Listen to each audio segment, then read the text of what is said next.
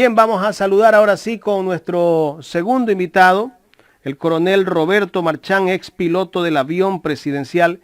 ¿Cómo está, coronel? Buenos días, muchísimas gracias por aceptar la invitación a este espacio. Buenos días, Jaime, buenos días, Yadira, buenos días para su auditorio.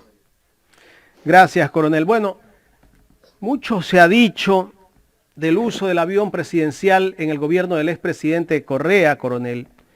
Se ha hablado que el avión viajaba constantemente a paraísos fiscales.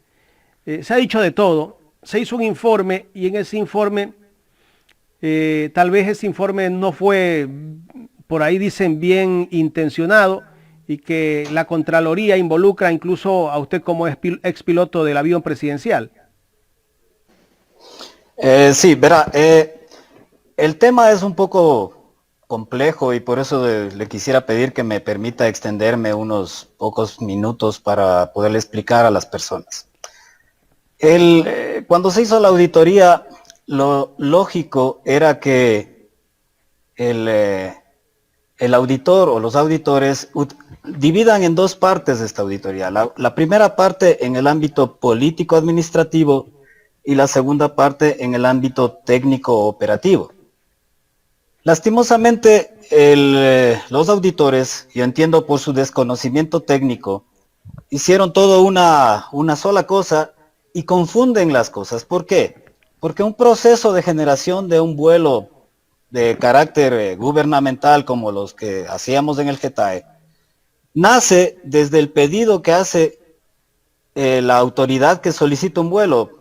Por ejemplo, la Cancillería de la República que requiere hacer algún tipo de actividad en algún otro país, le pide a la Presidencia de la República evalúa la pertinencia de ese vuelo, las necesidades de ese vuelo, el costo-beneficio de ese vuelo y autoriza el vuelo.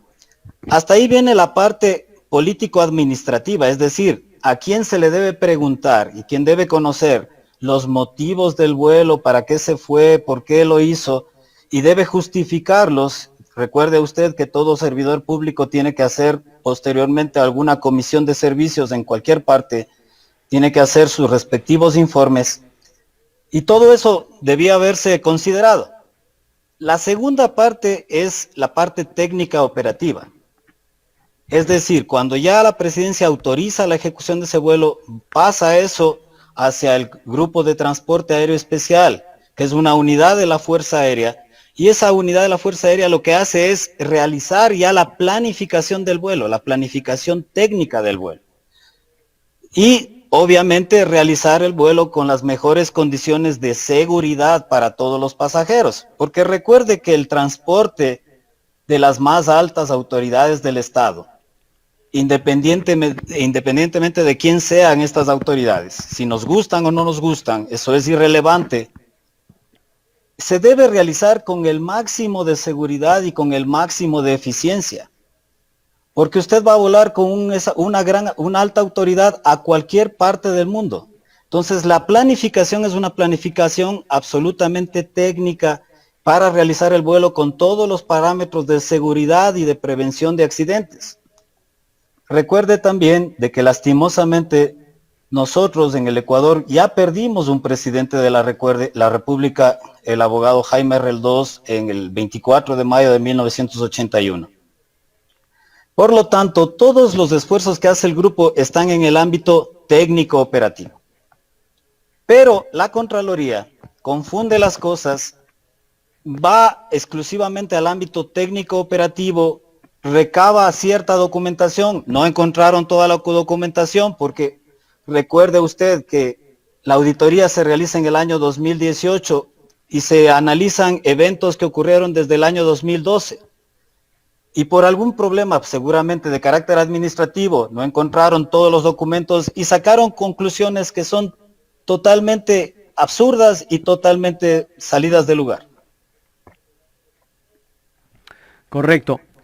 Lo que usted nos acaba de explicar, yo creo que está despejando muchas dudas de mucha gente. Porque aquí se ha hecho, yo pienso, un linchamiento mediático y tal vez ese informe que se entregó, pues, desencadenó que muchos medios de comunicación pues le den el espacio y todo se haga un linchamiento y al final de cuenta pues están jugando con la honra de muchas personas, ¿no? El avión presidencial escalaba en estos paraísos fiscales. Era una escala como obligación porque tenía que abastecerse de combustible, coronel, o porque tenía que hacer una revisión técnica la aeronave. Ya, ahí hay dos cosas que hay que considerar. Primero, lo que el SRI nuestro considera como un paraíso fiscal tiene una función de carácter tributario, es decir, son países que tienen reglas más laxas en el ámbito tributario y donde algunas personas utilizan esos países para poder tener su dinero y pagar menos impuestos. Eso es básicamente un paraíso fiscal. Pero no hay ninguna ley en el mundo que le impida a nadie viajar a ese país. Muchos de esos países que están en el Caribe incluso son conocidos destinos turísticos. En el caso específico de la isla de Cabo Verde, que es la que más le toman en cuenta, cuando usted hace un vuelo para cruzar a Europa por el Atlántico Sur, este caso, por ejemplo, el avión Legacy, que tiene solo 3.200 millas de alcance y no le permite alcanzar a volar por el Atlántico de manera directa, ese avión tiene que dirigirse desde Quito a Fortaleza, en Brasil, que está en el extremo más hacia el este de Brasil, y de ahí tiene que soltar el Atlántico y hacer escala en la isla de Cabo Verde para de ahí dirigirse hacia Europa. Esa es una ruta muy común que se utiliza de todos los aviones que salen, sobre todo aquellos aviones que salen desde Brasil y Argentina para cruzar hacia Europa y que no tienen la capacidad suficiente para hacer vuelos directos. Entonces esa es una escala técnica. Ahora, ¿qué se diferencia la escala técnica del destino final del viaje? El destino final del viaje es aquel en el cual la tripulación, el avión y los pasajeros hacen el ingreso al país donde van como es el destino final del viaje. Es decir, pasan migración, pasan aduanas y pasan todo lo demás. En el caso de las escalas técnicas, usted no ingresa al país. La mayoría de los casos se le provee una sala de tránsito, en la cual los pasajeros pueden simplemente llegar a esa sala de tránsito a esperar que al avión se le cargue nuevamente combustible, se le hagan los cambios de los líquidos, es decir, de las aguas negras y todo lo demás, y esté listo para continuar el viaje. Toma aproximadamente, en el caso de esos aviones, 1 hora de vuelo. En algunas ocasiones incluso los pasajeros ni siquiera descienden del avión. Es decir, están esperando en el avión aproximadamente 1 hora hasta que se hace todo ese trabajo. Pero en cambio se confunde de tal manera y en la auditoría ponen, si me permite, por supuesto, dice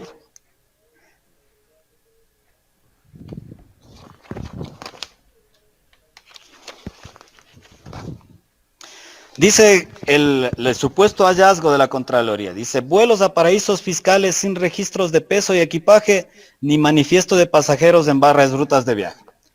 Entonces, como le estoy explicando, confunde destino final con escala técnica. La escala técnica, las personas, el avión y la tripulación no ingresan al país, solamente paran para recargar combustible, básicamente. Y la otra dice, sin registro de peso, equipaje, manifiesto de pasajeros, lo que no es cierto, porque toda la documentación existe. Lastimosamente, quienes hicieron la auditoría no fueron lo suficientemente acuciosos para obtener toda la documentación. Documentación que posteriormente se ha ido encontrando y se les ha ido entregando a tal punto que han tenido que desvirtuarse muchas de estas cosas. Sin embargo, ellos ya en el informe, al poner este punto, ya dejaron paso para que se cree un imaginario en la gente de que el avión se utilizaba para cualquier tipo de cosas o para cualquier tipo de actividad ilícita. Correcto. En los países donde hacía escala el avión presidencial, ¿era revisado por las autoridades de ese país? Cuando un avión hace escala técnica, al no ingresar al país, no está sujeto a los controles policiales, ni a los controles aduaneros, ni a los controles migratorios. Pero en muchos de esos países le obligan incluso a que el personal no se baje de la aeronave. Los únicos que se pueden bajar es el mecánico del avión, que es el que realiza la recarga de combustible conjuntamente con los tanqueros de combustible del aeropuerto. Correcto, ahí no hay ninguna duda de que hubo algo sospechoso si no se bajaba nadie del avión, pues. ¿Y de dónde Así es que es. sacan este tipo de informe y quién hace el informe? ¿Cuál fue la intención de ese informe, coronel?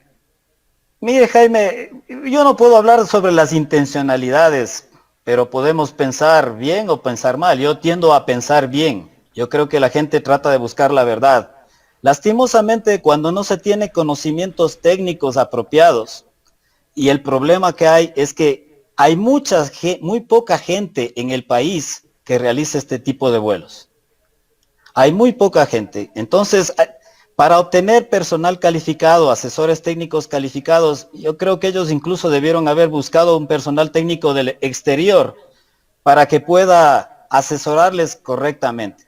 Porque estos aviones, por sus capacidades tecnológicas, son aviones que vuelan a donde nadie o casi nadie en el país lo puede hacer.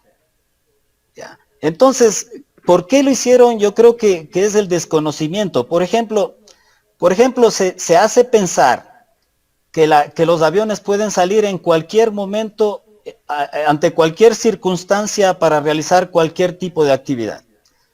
Ahí yo quisiera explicarle cómo es el proceso para poder obtener para que un avión de Estado pueda salir del país. Cuando un avión de Estado quiere salir del país, recuerde que los vuelos internacionales en el mundo están mediados o están controlados por unos acuerdos que se firmaron en 1947, que dieron inicio a la ICAO o a la Organización de Aviación Civil Internacional. Estos acuerdos entre todos los países, que son firmados por la mayoría de los países, se basan en lo que se conoce como las 9 libertades del aire. Las dos primeras, que son las libertades técnicas, son las que más nos interesan. ¿Por qué? Porque se refiere a la libertad de sobrevuelo y a la libertad de aterrizaje. ¿Eso qué quiere decir? Que si usted tiene un avión privado, que tiene todo en regla y todo al día, tiene una tripulación que asimismo tiene todo en regla y todo en día, presenta un plan de vuelo y se va a cualquier parte del mundo donde obviamente el avión le permita llegar, porque no todos los aviones tienen los mismos alcances, etcétera. Y usted puede irse y no pasa nada, nadie le va a negar. Sí, pero esta libertad del aire firmada por casi todos los países del mundo tiene una excepción específica que se refiere a los aviones de Estado. Los aviones de Estado no entran dentro de esta libertad. Y los aviones de Estado, dice taxativamente, son los aviones militares, los aviones policiales y los aviones de aduanas. Los aviones del GETAE, del grupo, los que se utilizan para los vuelos presidenciales, son aviones militares. Dependen de la Fuerza Aérea Ecuatoriana, tienen matrícula de la Fuerza Aérea Ecuatoriana. Por lo tanto, son aviones gubernamentales y no pueden salir en ningún momento a otro país si es que no obtienen el permiso de sobrevuelo de cada uno de los países a los que va a sobrevolar y o aterrizar. Entonces, para obtener esos permisos, ¿cómo es el procedimiento? Primero, la autoridad que quiere hacer el vuelo, imaginémonos la Cancillería del Ecuador, necesita transportar al canciller hacia alguna reunión en alguna parte del mundo. La Cancillería le solicita a la presidencia. La presidencia evalúa la pertinencia, el costo-beneficio para determinar si sí o si no. En algunas ocasiones niega, en algunas ocasiones aprueba. Una vez que ha aprobado, recién ahí pasa al Grupo de Transporte Aéreo Especial. El Grupo de Transporte Aéreo Especial tiene un equipo técnico que se llaman los técnicos de operaciones de vuelo, que son aquellos que realizan la planificación del vuelo. ¿Cómo es la realización de la planificación del vuelo? Imaginémonos que el espacio aéreo es muy parecido a un mapa de carreteras. el espacio aéreo está lleno de vías y aerovías de todos los países. Entonces este grupo técnico tiene que ir cogiendo la vía más eficiente que le permita al avión, dependiendo de sus capacidades, de su alcance, poder llegar del punto A al punto B. Imagínese que quiere irse a Europa, el avión Legacy. Ya. El avión Legacy tiene 3.200 millas de alcance, por lo tanto no puede irse directo a Europa. Tiene que ir haciendo escalas. Entonces el avión Legacy probablemente tendrá que irse de Quito en un vuelo de 6 horas a Fortaleza, otro vuelo de alrededor de 5 horas a Cabo Verde, y de Cabo Verde, ahí sí, a alguna ciudad de Europa donde se pretenda ir. Toda esa planificación, todas las rutas específicas la tiene que hacer este equipo técnico del GETAE. Este equipo técnico trabaja con programas internacionales que se utilizan para esto. Uno de esos es Arlene Direct, otro es Jepsen, que se utilizan para poder programar todo esto, porque recuerde que las rutas van cambiando, van variando y a veces son influenciadas por las condiciones meteorológicas dependiendo de la estación del año y a dónde se quiera cruzar.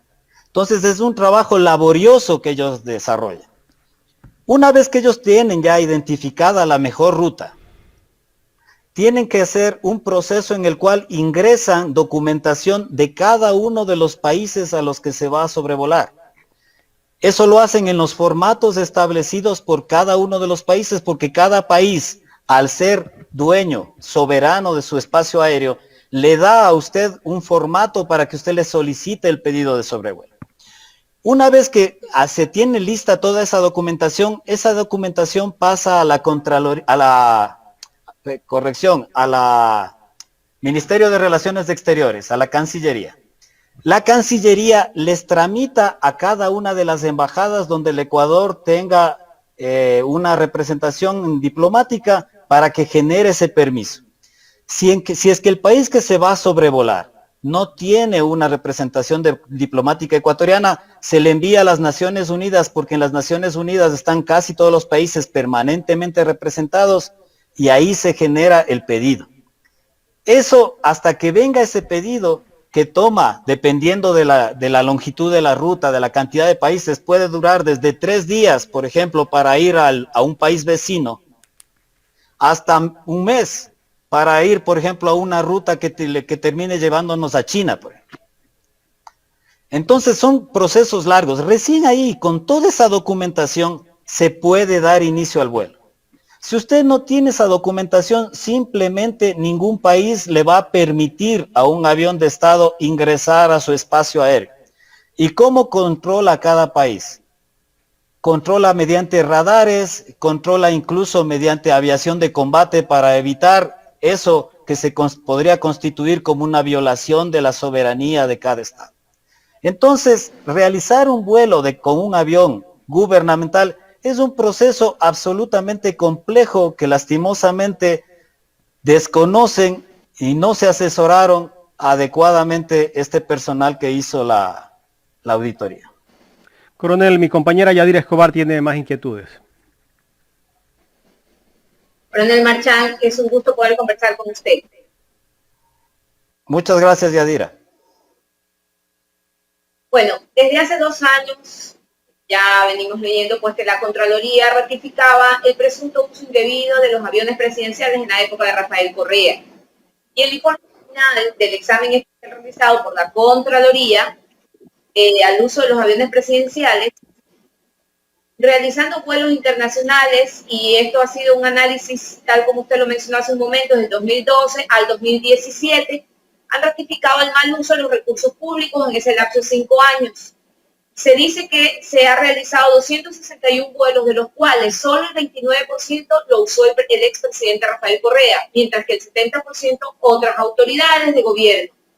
Y que esto le ha terminado costando al país casi 10 millones de dólares. Hasta ahora usted ha comentado y hablado con mi compañero Jaime acerca de los itinerarios, acerca de lo que se pudo o no se pudo haber llevado, pero hablemos ahora, tal como lo menciona aquí este informe, acerca de los usuarios, por así decir. Gracias, Yadira. Verá, la Contraloría en su hallazgo dice vuelos de aeronaves presenciales utilizando en su mayoría por otros funcionarios de gobierno. Y dice que al haber sido utilizados por otros funcionarios del gobierno, se ha desvirtuado el uso de los aviones presidenciales o de los aviones de Estado. Eso evidencia aún más el desconocimiento. ¿Por qué? Porque el hecho de que los aviones tengan un membrete que dice avión presidencial no quiere decir que sea de uso exclusivo del presidente de la República. En el Ecuador y en la gran mayoría de países no existe un avión presidencial de uso exclusivo del presidente de la República. Eso es un mito. Lo que existen son los vuelos presidenciales, que son nada más que son vuelos en los cuales el presidente, la máxima autoridad del país, se encuentra a bordo. Presidente o vicepresidente se consideran vuelos presidenciales. Entonces, cuando la Contraloría dice que se ha desvirtuado, es algo que es difícil de entender, porque en toda la documentación, primero, como le explico, nunca en el país, ni en la mayoría de países del mundo ha existido aviones exclusivamente para uso del presidente de la República. Nunca. Incluso los aviones anteriores que tenía la Fuerza Aérea, que recuerde que realiza estas tareas de traslado de las autoridades del país desde los años 40, creo que es el primero o segundo velasquismo, con un avión como a modo de anécdota, un avión que se le requisó a una compañía de capitales alemanas en la Segunda Guerra Mundial, un trimotor Fokker, al que el presidente de la República de ese entonces, José María Velázquez Guarra, hasta le puso un apodo, le decía el poeta. Desde ese tiempo la Fuerza Aérea hace este trabajo, pero nunca ha existido ni existe en este momento un avión que sea exclusivamente para el uso del presidente de la República. Cuando se adquirieron los aviones Legacy y posteriormente el avión Falcon, en toda la documentación, desde los decretos presidenciales que formaban el grupo de transporte, los acuerdos ministeriales del Ministerio de Defensa, toda la documentación del Comando Conjunto y de la Fuerza Aérea dice los aviones Legacy, los aviones Falcon para uso del presidente, vicepresidente y autoridades del Estado. Incluso fue público y notorio durante mucho del tiempo en el que estuvo el presidente Correa a cargo del país, que él cada vez que tenía la oportunidad decía que esos aviones no son para uso exclusivo de él, sino son para uso de las necesidades del Estado. Es decir, siempre fue así y siempre ha sido así. Pero lastimosamente, no sé con qué intención, cuál fue la intencionalidad, los auditores se tomaron del membrete de avión presidencial para afirmar falsamente, porque no es cierto, de que era avión para uso exclusivo del presidente de la República. Y sobre esa base dicen que haber sido utilizado por otras personas, por otros entes gubernamentales o otros funcionarios del gobierno, se ha dado un mal uso a los medios. Algo que no es cierto. Coronel Marchán, en primer lugar, gracias por ese dato histórico importante y novedoso que nos acaba de dar acerca del avión en el que se trasladaba el expresidente Velasco Ibarra. Muy novedoso. Ahora, hablemos acerca de los itinerarios que dicen que no tenían y los objetivos tampoco ni autorización. Entonces yo le hago la pregunta, ¿quién fija los itinerarios o quién autoriza un vuelo presidencial? Como le había explicado yo al principio, los auditores se concentraron a buscar la documentación de justificación en el grupo de transporte aéreo, exclusivamente, que es el grupo que tiene que hacer el ámbito técnico operativo de la misión. Pero no buscaron lo suficiente en los ámbitos políticos administrativos que generan la necesidad del vuelo.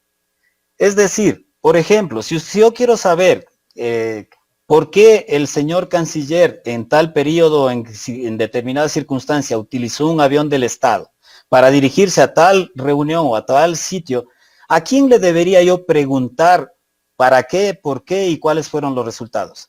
A la entidad que solicitó, es obvio, es decir, a la Cancillería de la República, que debe tener en sus archivos las motivaciones, los actos administrativos, los respectivos informes que justificaron el uso de ese avión durante ese tiempo. E incluso a la Presidencia de la República, que es la entidad que aprueba esos vuelos. Pero esta auditoría se centró en tratar de encontrar la documentación de justificación en el grupo de transporte cuyo objetivo no es ese, cuyo objetivo es simplemente cumplir la misión con los más altos estándares de seguridad, tanto en el ámbito de la prevención de accidentes como en el ámbito de la seguridad de las personas, porque recuerde usted que las personas que se trasladan en estos medios aéreos son personas de un alto perfil y de asimismo de un alto riesgo. Bien. Ahora, usted explicó, a diferencia de la aeronave privada, que los aviones de Estado no pueden ir de un país a país solo en un plan de vuelo, sino que hay varios trámites que deben hacerse a nivel nacional e internacional. Entonces, mi pregunta es, ¿por qué cree usted que la Contraloría da este tipo de información que desde su punto de vista y de acuerdo a lo que usted ha mencionado es falsa? Si existen tantas planificaciones o tantos trámites, por así decir, que recorrer para poder trasladar a un presidente o a un ente gubernamental en el avión presidencial. Esa es una pregunta difícil de responder para mí. Lo primero que yo sí puedo decir es que es evidente la ignorancia y el desconocimiento del ámbito técnico por el cual se realizó la auditoría, con el cual se realizó la auditoría. Y en esto queda de la mano del quien, supongo yo, fue su asesor técnico. Recuerde usted que la Contraloría, de acuerdo a sus leyes y reglamentos internos, cuando no tiene conocimientos técnicos o tiene que hacer una auditoría de ámbitos técnicos, tiene que valerse de asesores técnicos que le permitan poder llegar a la verdad. Y yo entiendo que en esta auditoría hubo un asesor técnico, pero un asesor técnico cuyos conocimientos de este tipo de aeronaves, de este tipo de vuelos, son muy escasos, si es que los tiene. Y es un asesor técnico que yo quisiera que ahí nos pongamos a pensar cuáles fueron sus intencionalidades. Yo no las puedo afirmar, pero da mucho que pensar.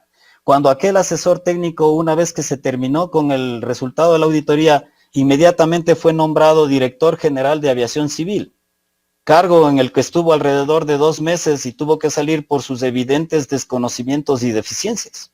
Entonces, con ese tipo de asesoramiento técnico, con esa falta de conocimiento y el apresuramiento, porque si es que no se tiene claras las cosas, la Contraloría debería verse obligada a generar más tiempo, generar más investigación para poder alcanzar la verdad, porque se supone que lo que se busca es la verdad. Lastimosamente no lo hicieron y les dejo ahí nada más al público para que piense cuáles fueron las motivaciones que tuvieron. Coronel, queremos agradecerle por habernos dado esta entrevista, que es importante para aclarar muchas dudas.